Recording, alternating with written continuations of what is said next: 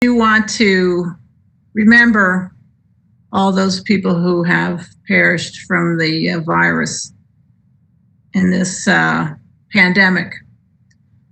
In addition to all the people who've perished in war, in actual war,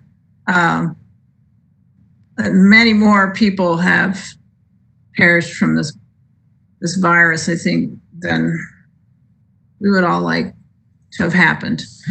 So this concert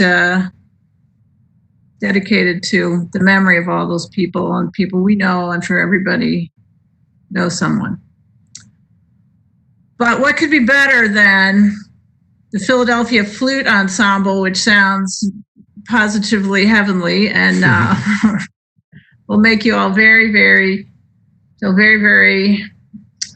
elated, I'm sure. And I'm Michael Newman. I'm the other music director of Raritan River Music, along with Laura, and the 31st Raritan River Music Festival, with the theme this year that we came up with about a month ago, Bringing the Music to You.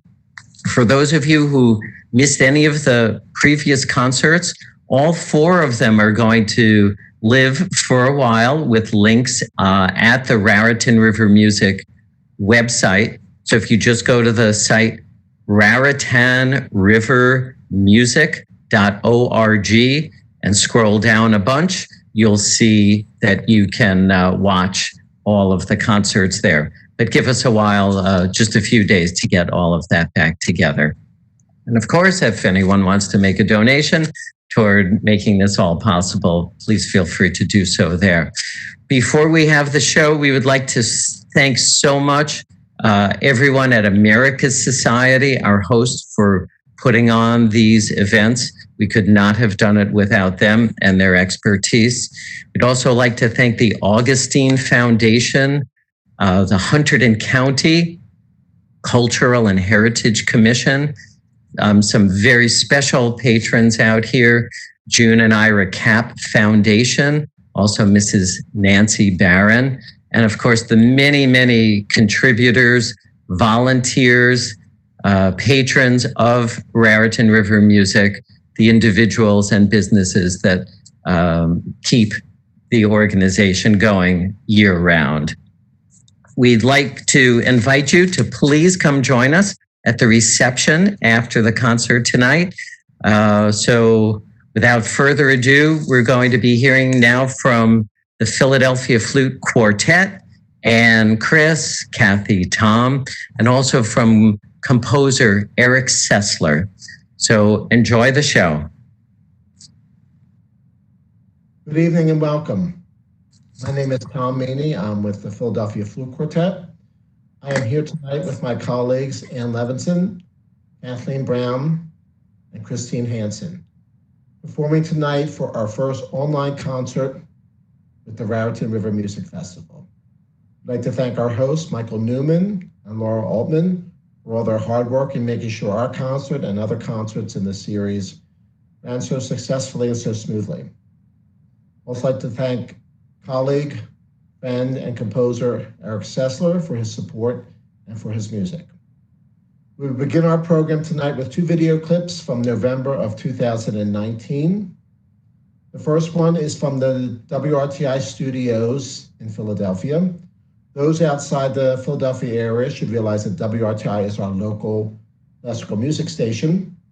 They're very generous with their time and often ask local artists in to perform in their studio live with interview.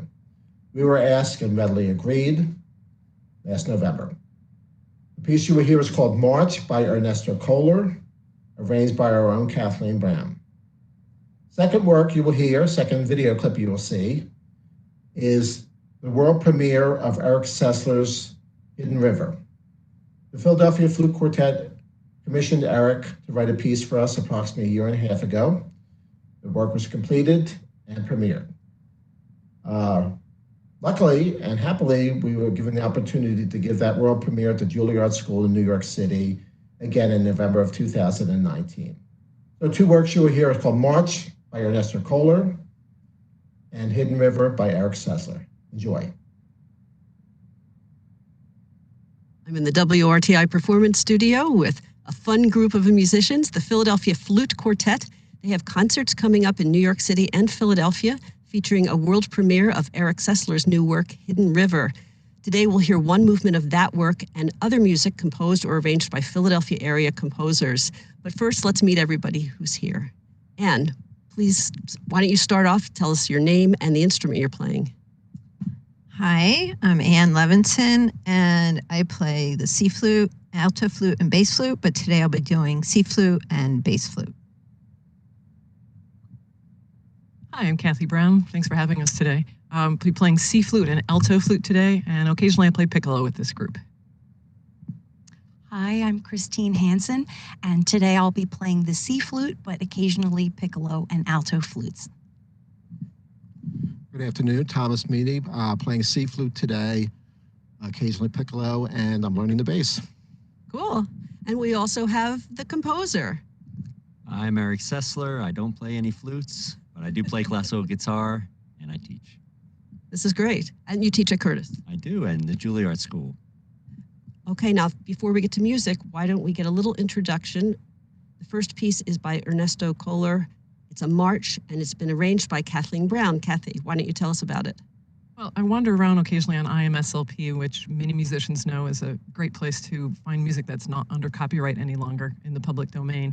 And I came across this piece. It was originally written for flute and piano. Played through it and kind of went, this might be kind of fun for us. We're always looking for new pieces to play at the beginning of concerts, and this one starts with a little fanfare, and then it goes into a march after that. It's great for a concert opening. I had to decide what instruments to do, but I decided to do all 4 C flutes rather than adding the alto and bass, so that way we could pass the tune around. So you'll be hearing that as we go through. Great. Well, listen for that. You're listening to WRTI live from the Performance Studio, the Philadelphia Flute Quartet. We are also streaming live on video. Just go to our website.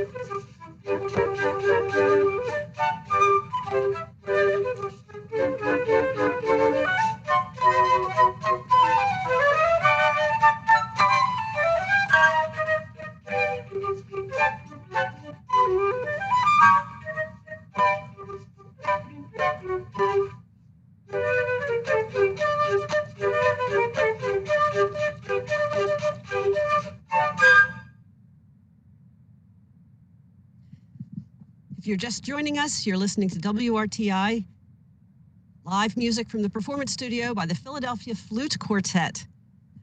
Now, Tom, tell us a little bit about how the quartet was formed. Long story. We've all known each other for many years. Ann and I actually went to undergrad school together. She moved to California, had a similar group. When she did move back 4 or 5 years ago, correct? We had a talk, and I decided it was something I wanted to pursue. And as I said, we've known each other for many years. It was a good fit. So a flute quartet is not a common ensemble, though. Not at all.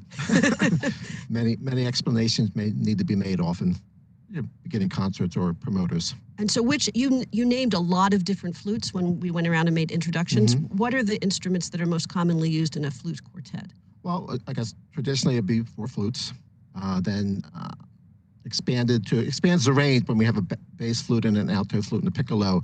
I think it's almost 5 octaves worth of notes could be used.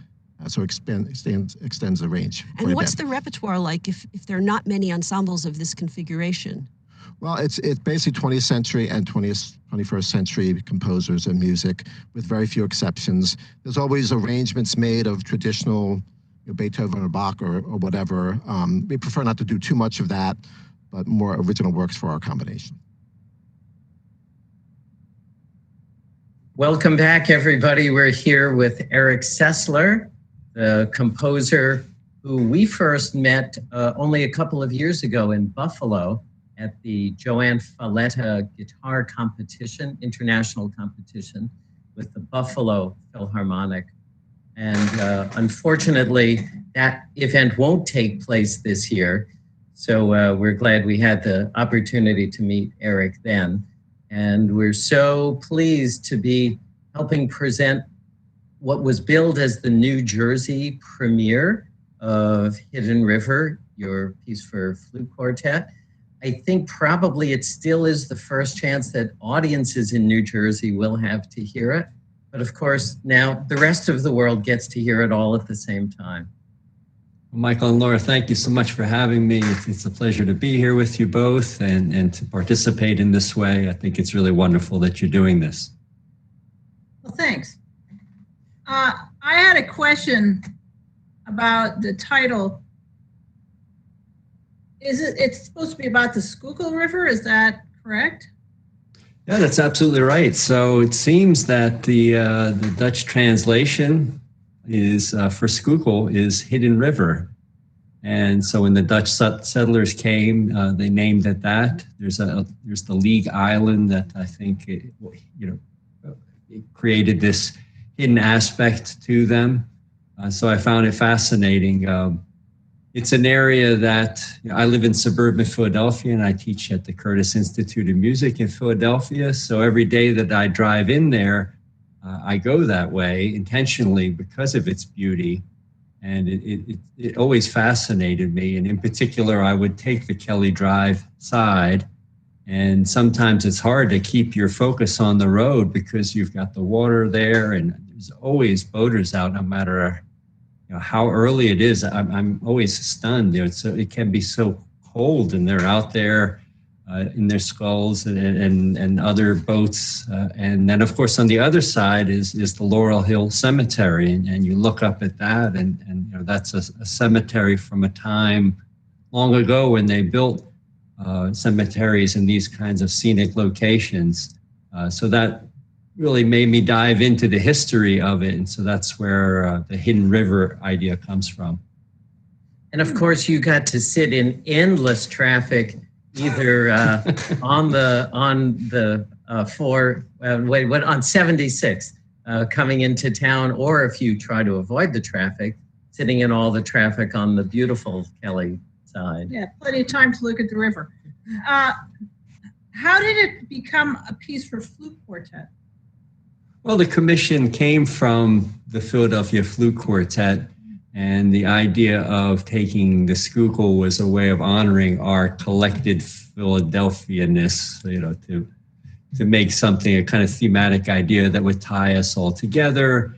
And of course, our region and the Philadelphia Flute Quartet, of course, they perform extensively in the area. So it's an imagery certainly in our town that people know well almost daily.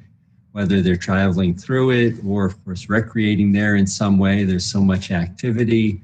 But it's also an iconic area that people who've never traveled to Philadelphia perhaps have seen in the Rocky movie, way back in the 70s, when Rocky goes out training and, he finishes in the Italian market, then he runs along Kelly Drive. And so that's a scene that even if you don't realize it, you've seen the Schuylkill River in that image. As you're well aware, the Raritan River figures prominently in the Raritan River Music Festival. We chose that name because the Raritan is throughout the state of New Jersey, and it's only in New Jersey. So there's a great sense of place there.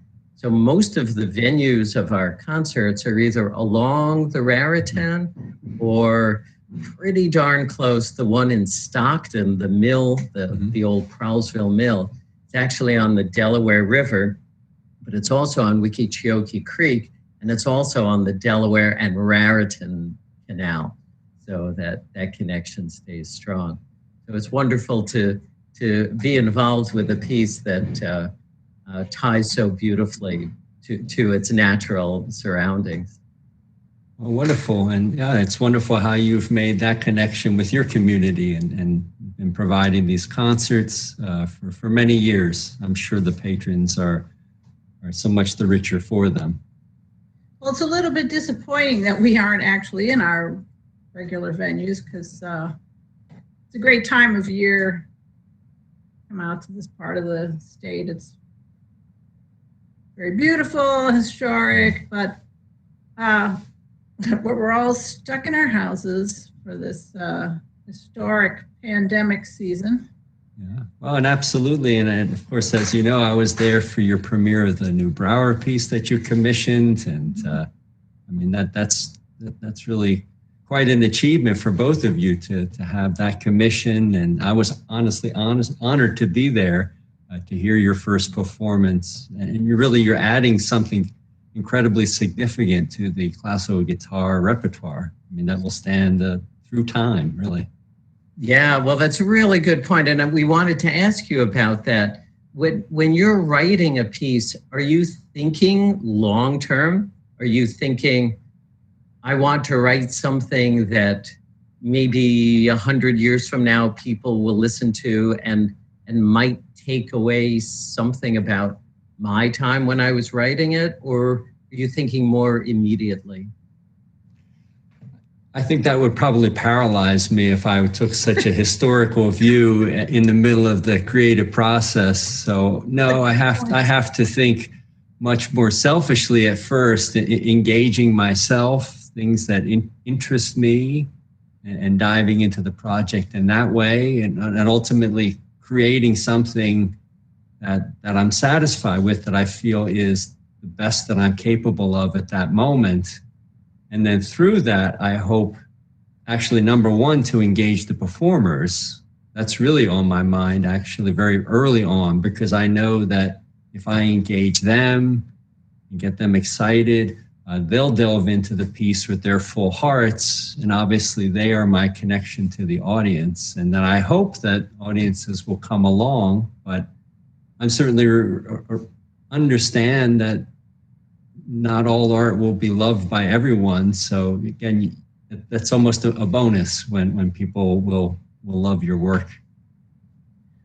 Do you know if there are many pieces for flute quartet that the world just doesn't know about? I'm asking because I know there are ensembles that include guitar that, the pieces have been around a long time sometimes, or they're by pretty notable composers, and people don't think that these ensembles are for real, like guitar quartet, even guitar duo. And so I'm just wondering how much music is already in existence for flute quartet, or if it's a very novel combination.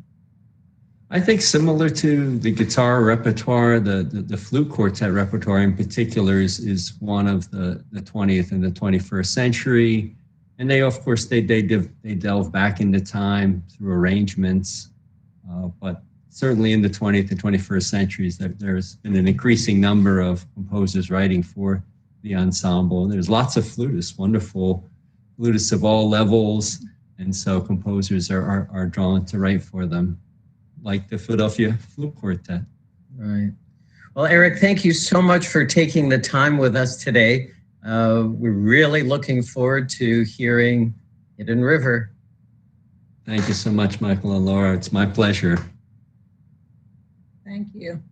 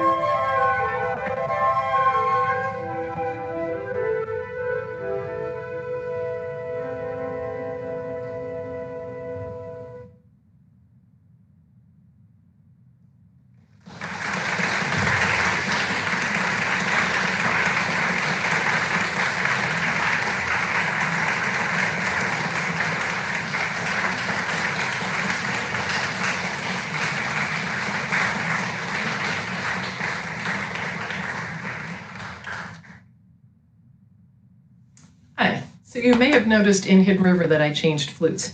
In the first movement, I was playing alto flute, and then I changed to the regular C flute for the other ones. During this evening's concert, you will see us play 4 different kinds of flutes: the piccolo, the regular C flute, the alto flute, and the bass flute. So I thought we could talk a little bit about each one so you can see the difference between them and what to listen for as we're playing all the rest of the songs. So the first one is the C flute. It's a regular C flute. It's 26 inches long. It's what you see in most orchestras and bands. It's called a C flute because it matches the piano exactly. There's no transposition or anything like that. There's nothing to change the notes. So for comparison, here's a little English folk song called The Water is Wide.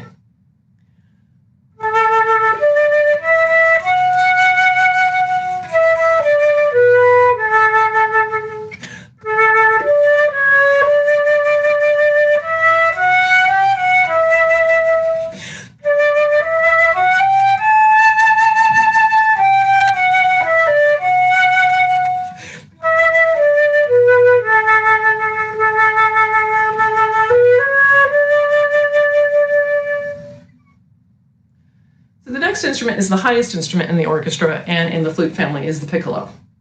It's about half the size of the flute. It's about 13 inches, and it plays an octave or 8 notes above the flute. So when I play the A on flute and play that same A on piccolo, it actually sounds an octave higher. Most people associate the piccolo with marches like Stars and Stripes Forever. Also play beautifully and lovely melodies like the one I just played on flute.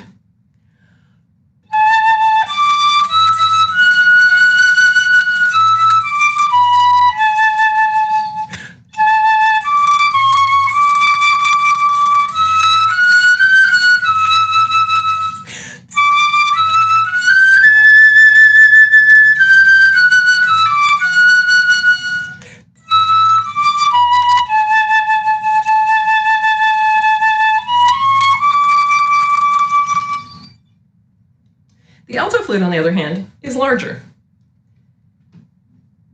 It's about 34 inches long and has a bigger diameter around and also sounds lower. So when I play that A on my flute again, and I play the same note on alto, Actually comes out at a whole different note. It's 4 notes lower than the regular flute, so it's called the key of G. So composers and arrangers have to change the music so that they match the flute notes. So here's The Water is Wide again on alto flute, so you can hear the difference.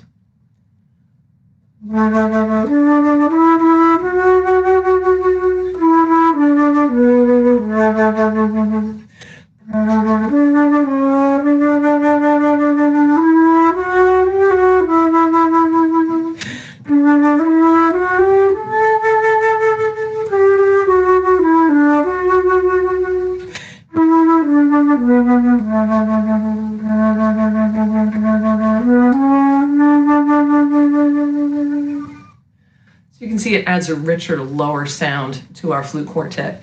It functions similarly to a viola and a string quartet. So in a string quartet, you have 2 violins, viola, and cello. So we could do the 2 C flutes, the alto flute, and the bass flute, which you will see in a minute. The alto flute has been used in orchestral literature. Some of the most famous pieces are Maurice Ravel's Daphnis and Chloe, Igor Stravinsky's Rite of Spring, and The Planets by Gustav Holst. It's also been used in some movie soundtracks, one of the most well-known being Howard Shore's Lord of the Rings. In comparison, the bass flute is 57 inches long. As a result, the head joint has to be curved around to allow the player to reach the keys. The bass flute sounds an octave or 8 notes below the flute, and in a moment, Anne will demonstrate for you the difference between the regular C flute and the bass flute, so you can hear the comparison there. Following Anne's demonstration, you'll hear a duet of 2 bass flutes of Dona Nobis Pacem, played by Anne and Tom. And after that, you'll play a piece called Capricious Winds by one of our new favorite composers, Satoshi Yagasawa from Japan. It is in 3 movements, and in the second and third movement, I change to alto, and in the third movement, Chris changes to piccolo. So over the next 2 pieces, you will see all 3 flutes: piccolo, regular C flute, alto flute, and bass flute. I hope you enjoy. Hi, as Kathy mentioned, I'm going to talk about the bass flute. The bass flute is 57 inches long, and it has a curved head joint so that my arms can reach the keys. All bass flutes have curved head joints.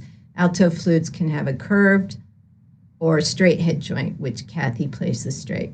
I play the curved because my arm's a little bit too short to play comfortably on alto flute with a straight head joint. I'm going to play the folk song that Kathy has played on all the other 3 instruments.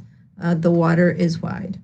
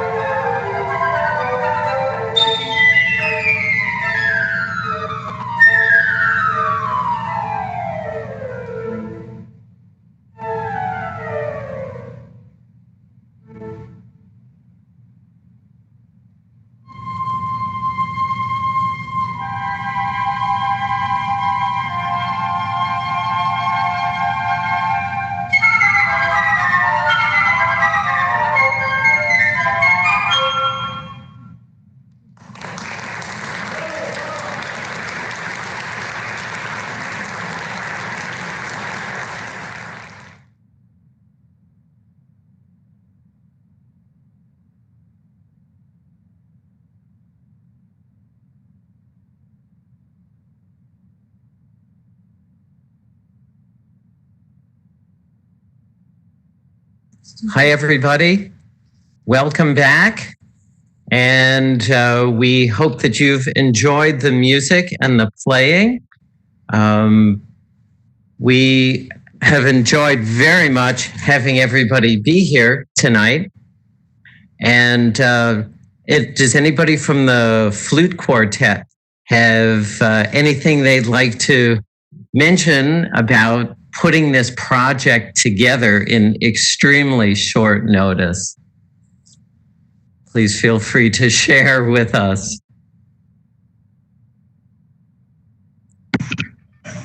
Hi, Tommy. I'd just like to thank you for assisting us technology-wise and every way to make this happen. So it's a daunting task, and I'd like to thank Kathy in particular, and both of you for the idea and for just a little healthy push us to do this. So I appreciate that. And what was it like having to go through all of your years of footage to find the pieces that you thought would work nicely in a setting like this? Well, I'll talk about that a little bit, I think. Kathy? Yeah, I'll handle that one. I'm actually kind of the keeper of the videos to some extent. And it was actually really interesting going through all our videos and trying to set up a different program that we originally intended for this concert, because the concert was supposed to be Eric's piece in the first half and then women composers in the second half, and it just didn't happen. We don't necessarily record all of our concerts, and so we just didn't have all the material that we wanted for what we had originally planned. But it was interesting going back through them and trying to set up a concert and hopefully keeping the audience engaged and talking about all the different flutes and stuff. So it was actually kind of fun. Yeah, very interesting. Eric, are you there? Are you able to hear us? Yes, hello, absolutely. Hi. Please join us for our reception now. And we're hoping we might be able to get an encore out of the group. We're working on that to see if it's possible, but we're going to work on the reception in the meanwhile. There were some people that had written in and wanted to know about the piece. Tell us when you decided that it was going to have the theme about the Schuylkill River. Was that part of the commission? No, they left the music up to me entirely. So it was just in the process of writing the piece that I thought it would be an engaging way of connecting all of our stories together, and certainly something that audiences could grab onto as they're listening. And they really are wonderful, iconic visions. And of course, I encourage everyone, if you haven't been to these, it's really one location to drive through that, take a look at it. But the first movement, Hidden River, also just speaks to the history behind it, because of course it goes back many years. And like all rivers, and you mentioned this in the promo about the Raritan River, it's a big source of income and livelihood, and just lives flow in and out through them. And same thing with the Schuylkill. I read a story, a diary once of a guy who, lived around the time of the American Revolution. He was from Philadelphia, and he had been doing this expedition in the southern U.S., and he walked back to Philadelphia from there. And when he got to the Schuylkill River, it was, around Christmas, not February, not well into winter, but he could walk across it on ice near Philadelphia. So I thought that was kind of shocking, actually, that it froze solid back then enough that you could walk across it, which I guess was, routine. It's part of the route. I wouldn't trust that these days, certainly. No, I've never. We live on the Delaware, and I've never seen it freeze solid So, yeah, that whole thing about Washington worrying about crossing the Delaware because he was afraid it was going to freeze over. Man, that never happens. That never happens anymore. Well, maybe this piece can be part of a Schuylkill rehabilitation project, since, of course, for many of us in the area, we always think of the traffic there on the Schuylkill Expressway. So, hopefully this will bring some nicer thoughts to people's minds. Well, actually, that's true because we've driven along that route that you described in your piece, and then when you were talking about like going down Kelly Drive, and we've driven that way a number of times and found it kind of unpleasant actually because of the traffic. And if you got off to go on Kelly Drive, it's because the main road was totally messed up and you couldn't go anywhere on it. So in desperation, you get off on Kelly Drive. But it is nice. It's very nice. Sure. And of course, the piece is inspired by the location you mentioned there at the end, which is where you get off the expressway and you're on Kelly Drive or West River Drive, which is now called Martin Luther King Drive. Mm-hmm. And, that's really where the action takes place. And it's picturesque every time of the year. I'm always kind of stunned. And what I also mentioned in the intro about there's always activity on the river at all months of the year. Even it's cold, people are so dedicated to being out there. Obviously the colleges, but I think others as well that just enjoy the sport of being out there upon the water. Don't count me in on that one, no. Yeah, it's a little raw. It's true. We wanted to let you know some of the people that had been writing in with comments. Jennifer was driving into work at the hospital in Lancaster. Madeline and Steve were listening from Salisbury, Maryland. Dave O in Orlando. Cheryl, who was in my high school class in Flemington, she played flute, and she was in French class with me, along with Diana, who's on the board of trustees of Raritan River Music. We had Felicity from San Francisco Bay Area, and Elizabeth, who happens to be Kathy's daughter. Lots of other people too. And, I just got a message that I think it's going to be possible to get an encore out of the quartet, maybe even a couple of encores. So thanks to the amazing technical work of the staff, I think we're going to be able to go right to that now. And this is picking up with the music of Bozza, I believe.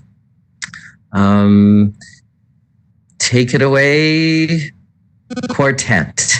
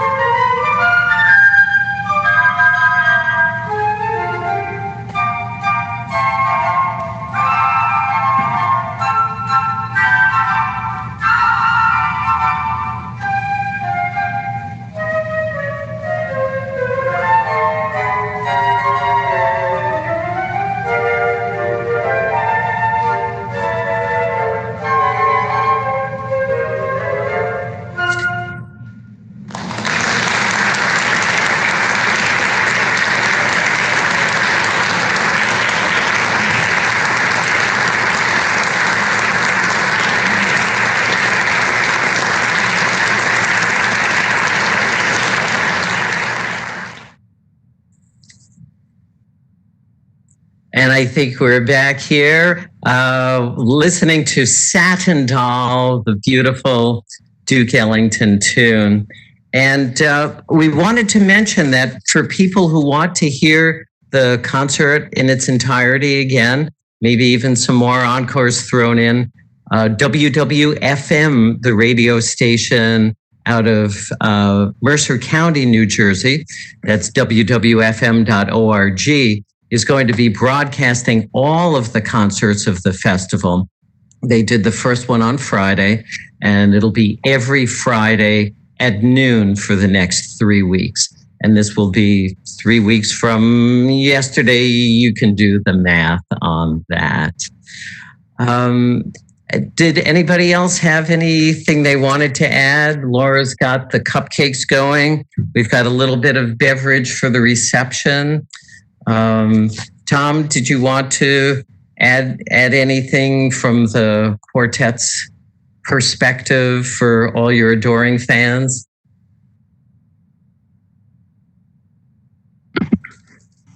Adoring, yes, we appreciate them, every single one of them. Yeah, thank you for you, my colleagues and Eric and all of you for your hard work. Greatly appreciated. I'm just concerned about our future. I don't know when the next time we'll actually see each other and play in person. So that's my concern.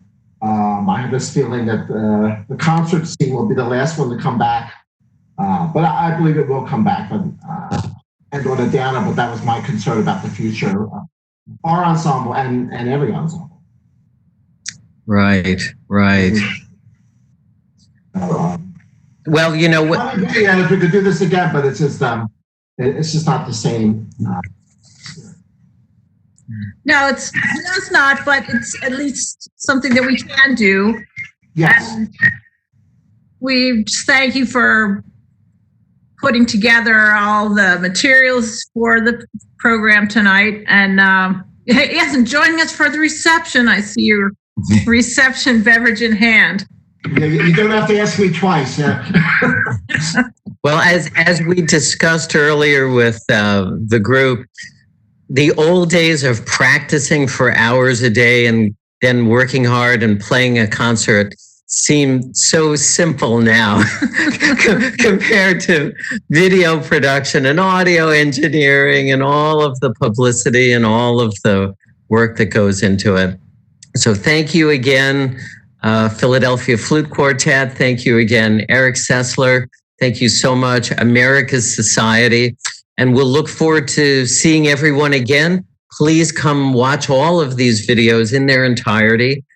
Give us a week to get everything back up and running, and come to raritanrivermusic.org. And we'll look forward to seeing you next year for the 32nd Raritan River Music Festival. Yes, which we hope will be in person. We hope so. Thanks, everyone, so much. Yes, Take care. Bye-bye. Good night. Good night.